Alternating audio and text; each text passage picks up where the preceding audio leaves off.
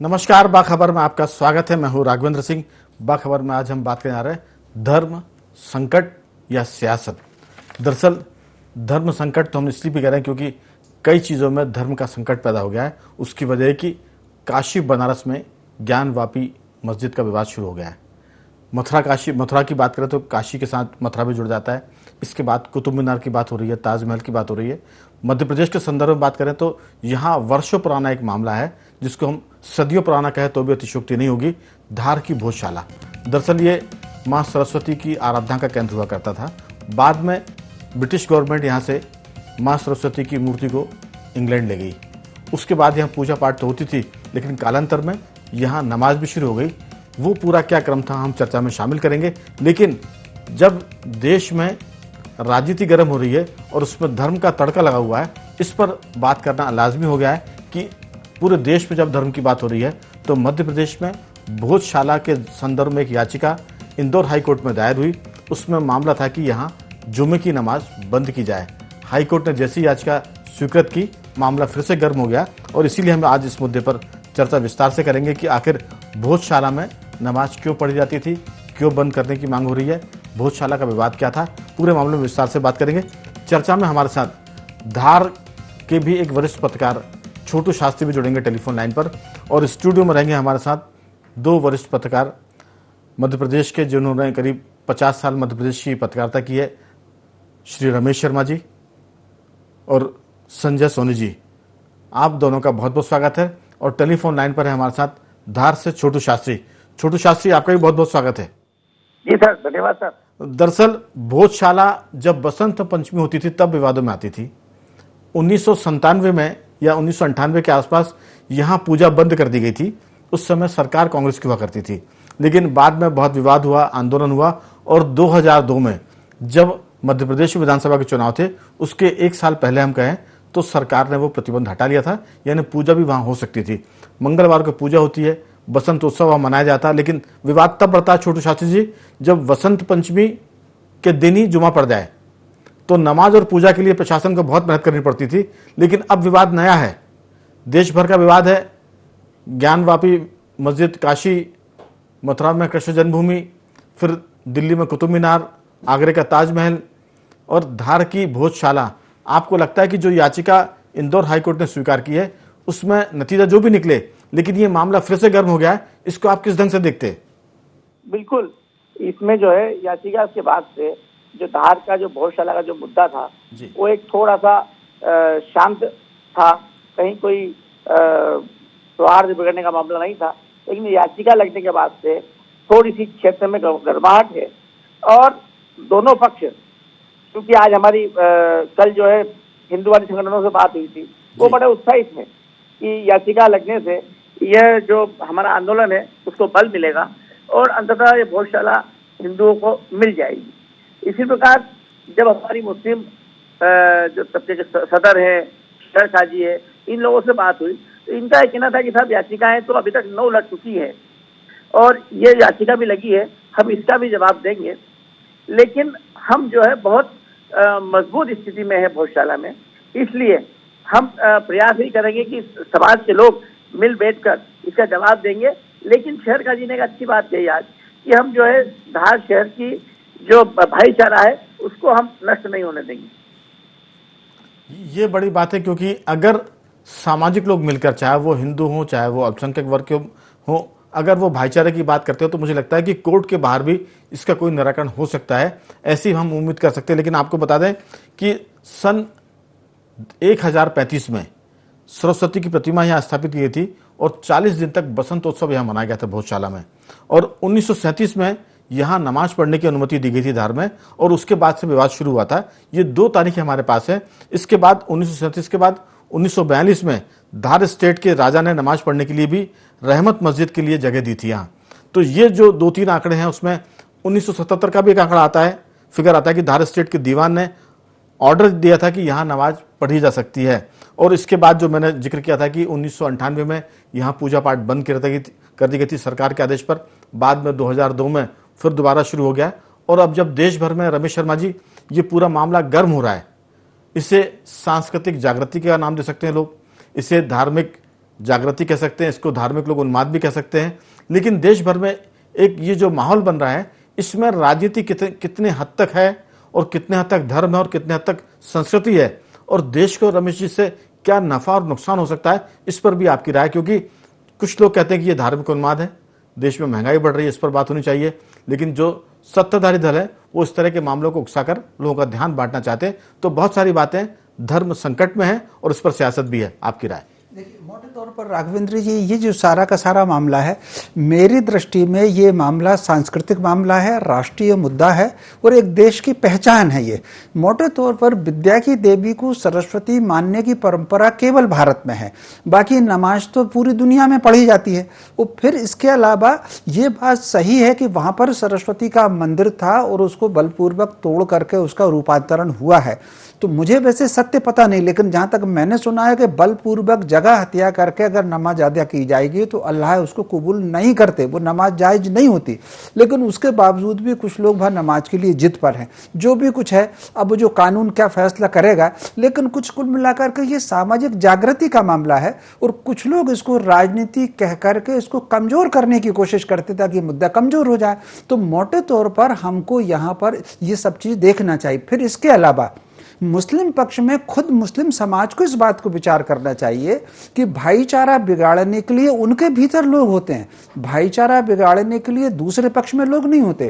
भाई पाकिस्तान में तो हिंदू है नहीं, वो ना तो अहमदियाओं को रहने देते, ना रोहिंग्याओं को रहने देते और शियाओं की मस्जिदों में बम विस्फोट कर रहे हैं। तो उनके ही बीच में कुछ लोग हैं जो भाईचारा बिगाड़ते हैं। हिंदुओं से तो छोड़ दीजिए, वो अहमदियाओं और शियाओं और रोहिंग्याओं के बीच में भी भाईचारा बिगाड़ते हैं।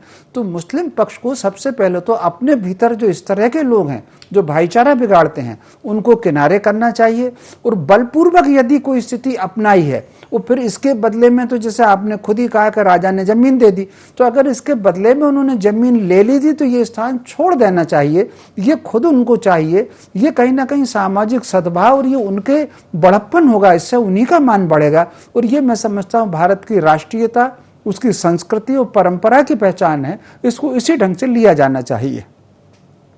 रमेश जी, दरअसल ये बात सिर्फ भोजशाला की नहीं है, क्योंकि भोजशाला तो मध्य प्रदेश की, इसलिए हम इसका उल्लेख कर रहे हैं। लेकिन ज्ञानवापी मस्जिद से लेकर कृष्ण जन्म स्थान, जो हम जिक्र किया हमने शुरू में, कि कुतुब मीनार, ताजमहल, इसके अलावा बहुत से ऐसे सैकड़ों स्थानों के जिन पर विवाद होगा। 40,000 स्थान ऐसे माने जाते हैं जिनके बारे में ये मान्यता है। सत्य तो अब अन्वेषण से पता होगा, अब ज्ञानवापी की या फोटोग्राफी होगी, सर्वे होगा, तब सत्य पता होगा। लेकिन 40,000 देश में ऐसे स्थान माने जाते हैं जिनके बारे में ये माना जाता है कि रूपांतरित किए गए हैं। जी सोनी जी, दरअसल देश में इस मुद्दे पर गर्माहट बहुत ज्यादा है। ज्ञानवापी मस्जिद के बाद से जो सारे मुद्दे उठ रहे हैं, कृष्ण जन्मभूमि का भी है, और धार की बात हम इसलिए कर रहे हैं क्योंकि मध्य प्रदेश का है और ये हाई कोर्ट ने एक याचिका इसमें स्वीकार की है। लेकिन छोटू शास्त्री जी ने बताया कि वहां जो अल्पसंख्यक वर्गों से कहना है कि इस तरह की कई याचिकाएं वहां लगी है, 7, 8, 9 याचिकाएं लगी है, एक और लगी, इसका भी हम जवाब देंगे। और वो ये मानते हैं कि उनका तर्क ज्यादा मजबूत है। लेकिन जो इतिहास बताता है उसमें यह भी कहा जाता है कि जो भोजशाला है वहां संस्कृत में श्लोक लिखे हुए हैं, वहां घंटी भी है जो एक तरह का एक धर्म के प्रतीक का निशान होती है। तो ये सब चीजें बताती कि कहीं ना कहीं इसमें कोई बीच का रास्ता निकालने की जरूरत है, या तो कोर्ट से लोग, क्योंकि कोर्ट का तो सिलसिला बहुत अनंत काल तक चलेगा। आप देखिए कि राम मंदिर के बाद भी कोर्ट में चला, लेकिन काफी लंबे समय तक चला, और उसको जब कोर्ट ने अभियान के रूप में उसकी सुनवाई की तब उसका फैसला हो पाया। उन्होंने हर दिन सुनवाई की तब जाके उस पर नतीजे पर पहुंचे, वरना वो 50-60 साल से लटका हुआ था। तो ये मामले कोर्ट में जरूर है, लेकिन जब दिलों से ये मामले सुलझेंगे तो ये अपने आप इसमें मामला सुलझ जाएगा। फिर इसमें ना तो सियासत होगी, ना इसमें कोई धर्म संकट में आएगा। आपकी राय? देखिए, ये विविधताओं और अखंडताओं का देश है, तो मुझे लगता है कि इस पे तो बहुत सारी चीज़ें सामाजिकता से और जागरूकता से चीज़ें होनी चाहिए। कोर्ट में तो मामला जाएगा ही, जब कोई विवाद बढ़ेगा तो कोर्ट में भी जाएगा, पुलिस में भी जाएगा। तो मुझे लगता है कि बहुत सारे मुद्दे ऐसे हैं, गौड़ हो जाते हैं कि जो वो छोड़ के और इन मुद्दों पे ज़्यादा ध्यान आकर्षित हो जाता है।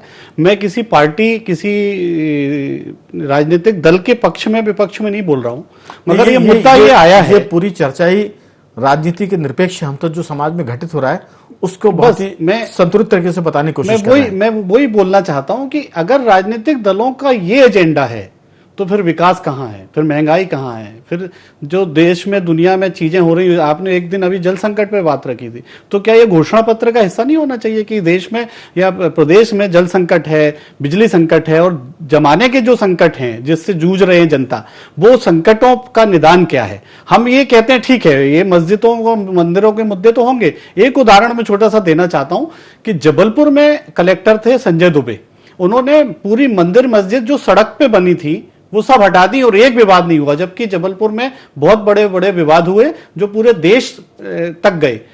ऐसे कई कांड हुए जो हिंदू मुस्लिम के बीच हुए, लेकिन क्या समझौते के रास्ते, क्या किसी विवाद से परे हटके कोई बात नहीं हो सकती क्या? मुझे लगता है बिल्कुल बहुत साल का विवाद कितना समय से हुआ और अभी बहुत समय से शांत है, क्योंकि लोग जागरूक भी हैं। संजय दुबे का आपने जिक्र किया, लेकिन तब वहां ईश्वर दास रोहानी जैसे लीडर भी हुआ करते थे। उनकी सरपरस्ती में, उनके नेतृत्व में भी प्रशासन ने और वहां सब लोगों ने मिलकर काम किया और जबलपुर को सुंदर बनाने के लिए, सड़क चौड़ीकरण के लिए जो भी धार्मिक स्थान आए उनको किनारे किया गया, किनारे कर दिया। ये अपने आप में एक उदाहरण है पूरे मध्य प्रदेश में और देश भर के लिए। जी, यही मैं वही जोड़ रहा हूं कि आखिर जब ऐसे कई उदाहरण हैं तो क्या सरकारें ऐसे मुद्दों पे सामाजिकता से उनसे बात करके, उनके डेवलपमेंट की बात करके और उनको ये शांति के रास्ते से बात करके भी किया जा सकता है। ये बात अलग है कि अब जब 9 याचिकाएं हैं तो वो तो कोर्ट में अभी उसकी जब सुनवाई होगी तब होगी, मगर राम मंदिर का मुद्दा कितना चला, जीवन निकल गए लोगों के, और आज जब देख रहे हैं तो उसका वो सुलझा। तो हम कहते हैं धर्म किसी का भी आड़े आ रहा हो, थोड़ा धैर्य सबको रखना चाहिए और विवाद की स्थिति से बच के मुझे लगता है कि डेवलपमेंट की तरफ, क्योंकि आज जो नई जीवन आ रहा है, नया जो पौध आ रही है, बिल्कुल डेवलपमेंट की तरफ तो जाना चाहिए, लेकिन कहीं ना कहीं हर जगह पर एक आस्था होती है, चाहे वो धर्म हो, चाहे वो आपके आध्यात्मिक आस्था हो। तो ये इस पर भी हम बात करेंगे। छोटू शास्त्री जी, दरअसल एक चीज और है कि 1998 में जब वहां भोजशाला में पूजा करने पर रोक लगाई तब काफी आंदोलन हुए, कर्फ्यू लगे, और आमतौर से जब भी बसंत पंचमी और जुमा जिस दिन पड़ता है पूरे मध्य प्रदेश में तनाव होता है भोजशाला को लेकर। क्या वैसी स्थितियां तो नहीं बन रही? क्योंकि जब दोनों वर्ग आपस में बैठ के बात करेंगे तो मुझे लगता है कि सामाजिक समरसता को कोई खतरा नहीं आना चाहिए। आपको क्या लगता है, चूंकि आप वहां मौजूद हैं धार में, क्या स्थिति वहां की? नहीं, अभी तो स्थिति बहुत शांत है, शहर सामान्य रूप से जी रहा है। सोशल मीडिया और इसमें ही जो है याचिका का उल्लेख है, बयान और अखबार के माध्यम से ही सारी बातें आ रही है। शहर के बाशिंदे, शहर के आम नागरिक इसमें अभी सिर्फ समझ रहे हैं, देख रहे हैं, कहीं उन्माद का या कहीं सांप्रदायिक विद्वेष की कई बातें सामने नहीं आ रही है। एक बात जरूर मैं आपसे पूछूंगा कि वहां जो चिन्ह है वो बताते हैं कि यहाँ कोई धार्मिक स्थान था, कोई देवी जी का मंदिर था, क्योंकि वहाँ संस्कृत में लिखा गया है। संस्कृत जो लिपि है वो एक तरह से देव भाषा है, और वो उसे जो भारतीय ब्राह्मण है उसका उल्लेख करते थे और उसको पूजा पाठ में भी इस्तेमाल होता। तो वो लगता है कि वो जो स्थितियां हैं, जो वहाँ तथ्य हैं, जो साक्ष्य हैं, वो दिखाते हैं कि वो कोई धार्मिक स्थान था हिंदुओं का। ये बात तो मेरे ख्याल से क्लियर होती है कि नहीं होती? वहाँ क्लियर होती ही है। वहाँ पर संस्कृत के श्लोक लिखे हुए हैं, मूर्तियां हैं, लेकिन संभवतः याचिका से इन चीजों का और सरलीकरण होगा सर, इसको और जानने का अवसर मिलेगा, क्योंकि संभवतः याचिका ये लंबी चलेगी। और इस बार जो याचिका है, मेरा मानना है कि बड़ी व्यवस्थित और बड़ी शोध और बड़ी तैयारी के साथ जिन लोगों ने लगाई है, बड़ी तैयारी से लगाई है। और इसमें मैं समझता हूँ कि ये बात सिर्फ अन्य याचिकाएं जो पूर्व में लगी थी वह इन याचिकाओं से समानता नहीं रहेगी इस याचिका से, क्योंकि इसमें संभवतः बात खुदाई तक जाएगी, बात पुरानी बातों तक जाएगी। इसलिए लगता है कि बहुत ज्यादा इसमें समाधान निकलने की संभावना रहेगी और दोनों समाजों को इस निर्णयों को स्वीकारना भी होगा। क्योंकि यहाँ जो हमें जानकारी कि हिंदू फ्रंट फॉर जस्टिस की अध्यक्ष रंजना अग्निहोत्री ने ये याचिका दायर की है, और जो आप बता रहे हैं कि इसमें काफी तथ्य इस बार जुटाए गए हैं, तब जाकर हाईकोर्ट में इसको स्वीकार किया गया। अन्यथा ये मुझे लगता है कि पहली सुनवाई में खारिज हो जाती। इसको स्वीकार करने का मतलब है कि इसके पीछे तथ्य मजबूत है, और जहां तक हम बात कर रहे हैं कि वो जो उसके चिन्ह हैं वो बताते हैं कि ये धार्मिक स्थान था और यहाँ देवियों की पूजा होती थी। वो सरस्वती देवी की है, वहाँ वाग देवी करके भी इनका दूसरा नाम है, लोग पूछते हैं। और मुझे लगता है कि जो कई लोग आज की पीढ़ी में जो 60-70 साल के होंगे उनको मालूम है कि बचपन से वो वहाँ सरस्वती की पूजा के लिए वहाँ जाते रहे हैं। और जैसा मैंने जिक्र किया कि 1937 में वहाँ नमाज पढ़ने की अनुमति दी गई थी और तभी से ये चीज़ें आगे बढ़ती गई है। रमेश शर्मा जी, दरअसल आपने कहा कि जहाँ विवाद होता है वहाँ नमाज स्वीकार नहीं होती, ऊपर वाले भी उसको मंजूर नहीं करते, लेकिन ये धार्मिक स्थल है, देवी जी का मंदिर है। बाद में जो भी स्थितियाँ रही हों, राजघराने बदले, हुकूमतें बदली और नवाबी शासन आया, जो भी चीज़ें हुई उसमें नमाज पढ़ने की अनुमति दी गई। लेकिन अब अगर एक वर्ग इसका विरोध करता है, क्या दूसरा वर्ग इसको आसानी से छोड़ देगा या ये मामला कोर्ट में बहुत उलझेगा? देखिए, मोटे तौर पर ये बात सही है कि इस तरह के विवाद से देश की प्रगति और विकास इसमें बाधित होता है, लेकिन लोगों को खुद भी जिद छोड़ करके, क्योंकि इस स्थान के बदले ईदगाह के लिए दूसरी जमीन वहां दे दी गई थी। न केवल वहां, जैसे विदिशा में सूर्य मंदिर पर ईदगाह बनी हुई थी, उसके बदले में ईदगाह के लिए दूसरी जमीन दे दी, तो ठीक उसी प्रकार कहीं ना कहीं अगर जमीन वहां पर दूसरी दे दी है तो वहां उनको मस्जिद बना लेनी चाहिए। और अगर ये किसी की प्राचीन आस्था का केंद्र है, नया विवाद होता तो मैं हिंदू पक्ष से अपेक्षा करता कि आप इसको पीछे हट जाइए, लेकिन चूंकि पुराना विवाद है और 1935 से पहले वहां नमाज की अनुमति नहीं थी, ऐसी स्थिति में वहीं के स्थानीय दोनों पक्षों को बैठ करके मार्ग निकाल लें और वैकल्पिक स्थान ले लें और वहां पर और फंड, बल्कि हिंदू समाज और पैसे एकत्र करके दे दे तो उसका निर्माण हो जाए। मैं समझता हूं देश में कुछ स्थान चिन्हित होने चाहिए जो प्रतिष्ठित और संस्कृति का केंद्र है। मैं सभी स्थानों की बात नहीं कर रहा, लेकिन हर प्रदेश में 2-3 स्थान ऐसे हैं जो ऐतिहासिक, सांस्कृतिक और धार्मिक महत्व के रहे हैं। उन स्थानों को चिन्हित करके उनके बारे में एक बीच का रास्ता निकले, कंप्रोमाइज हो, उसके बदले में दूसरी जमीन ले लें। अगर हिंदू पक्ष का कब्जा है तो हिंदू पक्ष दूसरी जमीन लेकर के उसको छोड़ दे, मुस्लिम पक्ष का कब्जा है तो मुस्लिम पक्ष लेकर के छोड़ दे। फिर कुछ चीज ऐसी हैं जिसकी किसी धर्म में मान्यता नहीं, जैसे मजार अगर है, मजार की मान्यता ना तो इस्लाम में है ना सनातन धर्म में, लेकिन उसके बाद भी कुछ लोग मजार बना करके वहां बैठे हुए। ऐसे लोगों के मामले में थोड़ा सा प्रशासन भी सख्त करे और दोनों समाज एकजुट होकर के बात करे। भैया, क्या इस्लाम में मान्यता है क्या मजार की, सनातन में मान्यता है क्या मजार की? नहीं है तो फिर ये विवाद का केंद्र क्यों? ऐसी स्थिति में इस पर थोड़ा सा विचार करना होगा, तब समाधान राघवन जी होगा इसका।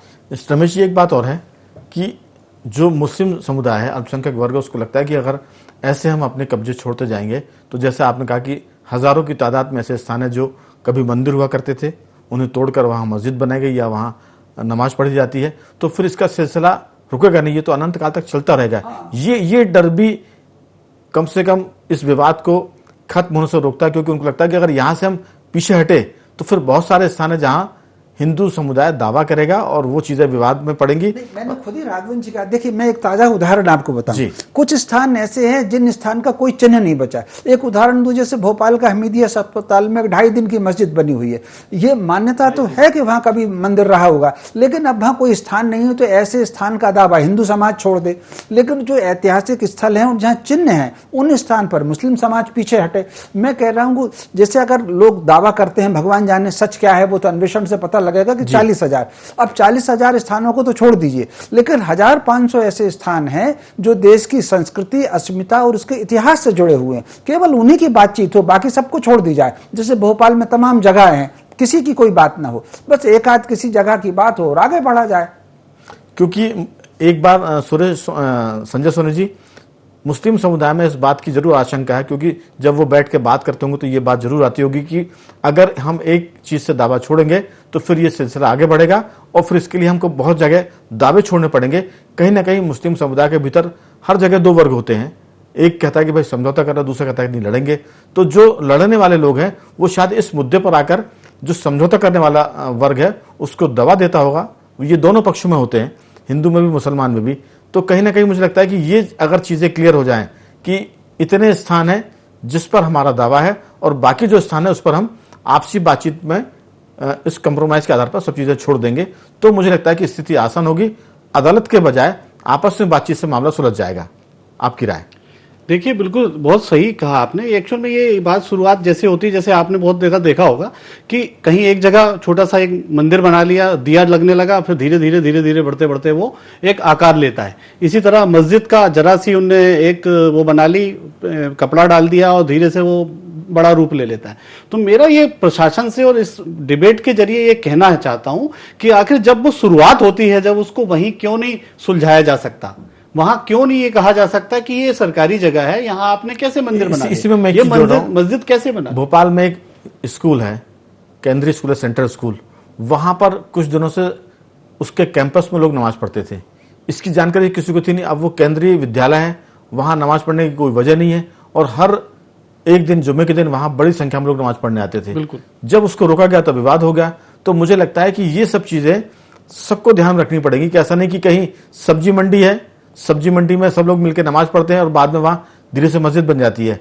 जैसे आपने कहा किसी पत्थर पर सिंदूर लगा दिया और कुछ दिनों बाद वहां मंदिर बन जाता। तो ये इस तरह का जो विस्तार है ये रोका जाना चाहिए, क्योंकि बहुत से ऐसे मंदिर है जहां पूजा नहीं होती है और बहुत सी ऐसी मस्जिद है जहां नमाज पढ़ने के लिए कोई आदमी नहीं पहुंच पाते। तो ये अगर कब्जा करने की जो स्थिति है धर्म के आधार पर, इसको भी रोकने की जरूरत है। मैं अंतिम टिप्पणी के लिए जा रहा हूं छोटू शास्त्री जी आपकी तरफ, कि क्या जो स्थितियां हैं, मुस्लिम समुदाय से आपकी बातचीत हुई होगी, आपने जिक्र किया कि वहां शहर काजी और जो दूसरे लोग हैं वो क्या कहते हैं कि इस मसले को कोर्ट के बजाय, अदालत के बजाय आपस में बैठकर सुलझाने की जरूरत वो महसूस करते हैं क्या? अभी तो कहना जल्दीबाजी होगी, लेकिन जो बातें हुई उन्होंने वो अभी याचिका को लेकर ही गंभीर है कि कम से कम याचिका का जो है हम जवाब दें। लेकिन मुद्दा ये है कि इस याचिका ने ठहरे हुए पानी में जो है कंकड़ जरूर फेंक दिया है और इस याचिका से शहर में थोड़ा सा सांप्रदायिक वातावरण बन रहा है, इससे इनकार नहीं किया जा सकता है। लेकिन शास्त्री जी, क्या दोनों समुदाय के लोग मिलकर इस बात पर चर्चा नहीं कर रहे हैं, भले वो कुछ कम लोग हो, संख्याओं की कम हो, कि इस पूरे मसले को अदालत के बजाय आपस में बैठकर सुलझाएं? ऐसे भी लोग हैं क्या?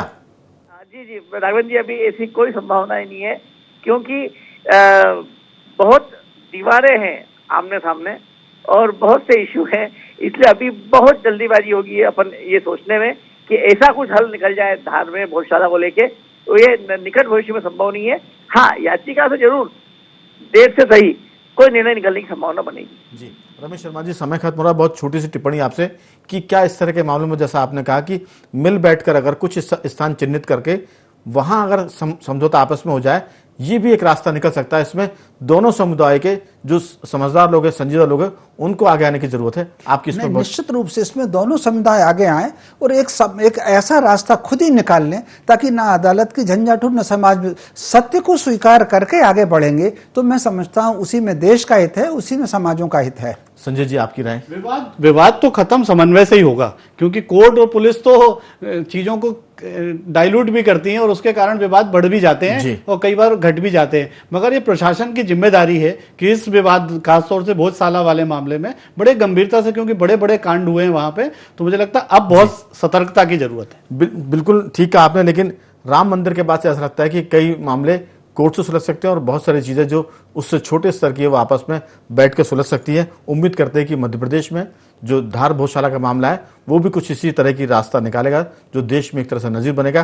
तीनों मेहमानों का धन्यवाद करूंगा। छोटू शास्त्री जी आपका धन्यवाद, शर्मा जी आपका भी, और सोनू जी आपका भी बहुत बहुत धन्यवाद। आप बने रहे हमारे साथ और देखते रहें i24।